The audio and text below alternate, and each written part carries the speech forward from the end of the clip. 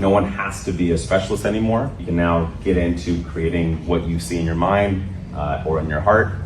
And there's not like, oh, let me spend the next 15 years learning how to use this tool before I start sharing what's in my mind and my heart.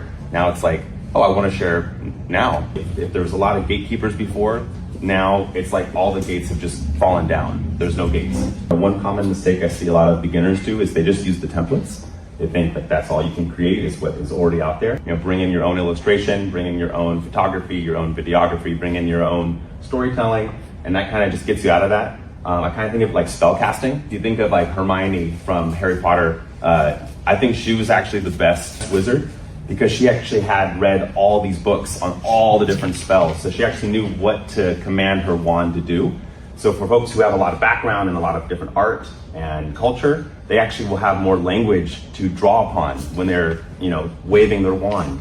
You need to increase your vocabulary of your spell casting. If you add more vulnerability into what you're making with AI, you make yourself more vulnerable. It actually might make it a lot more human. Perfect cookie cutter output with a perfect cookie cutter storyline that doesn't really feel very human.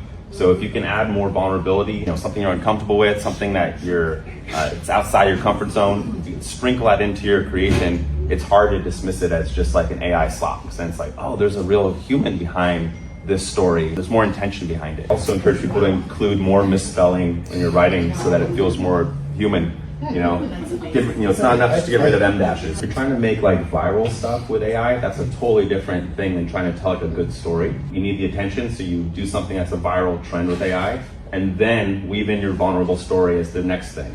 Animation studios, we can make you feel emotion for inanimate objects. How many of you have seen that, the Pixar lamp that jumps in? Someone made a really emotional video where they changed the perspective of that opener. It was the perspective of the letter I. So the I is in this black void room next to these other letters, and then he looks around, there's this light across the room, and it jumps in, and then it pounces on them, and it gets redder and redder and redder. And you're like, oh my God, the I was murdered.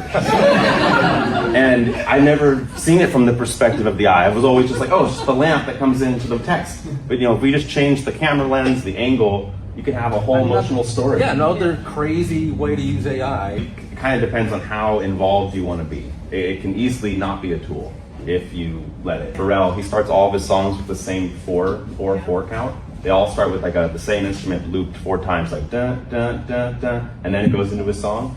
So it's like almost like coming up with like what is your signature going to be? I know for me, like when I try to film stuff in first person, I always try to have my dreads get into the camera view so that people know that video was something that I shot with my glasses and not like something that was with the phone. How do you put your human fingerprints on the thing that you're generating? Actors do the performance capture, and then we'll use AI to replace their backgrounds, but the performance was driven by human actors. So if you can kind of mix and match, you can get your humanity back into those AI outputs. I got the Voice Memos app on my iPhone, and I just kind of voice out loud for a while what my overall idea is and kind of have it all just out there. And then I have on iOS now, a lot of phones can convert that automatically to a transcript. So then I copy that entire massive transcript of like a 30-minute rant or a 30-minute idea and paste it into one of the large language models and say, what questions can you give me that would help you understand my story better? And then it gives me a list of like 10 questions that I didn't think about. And I then go back to the voice memo and I answer all 10 of those questions.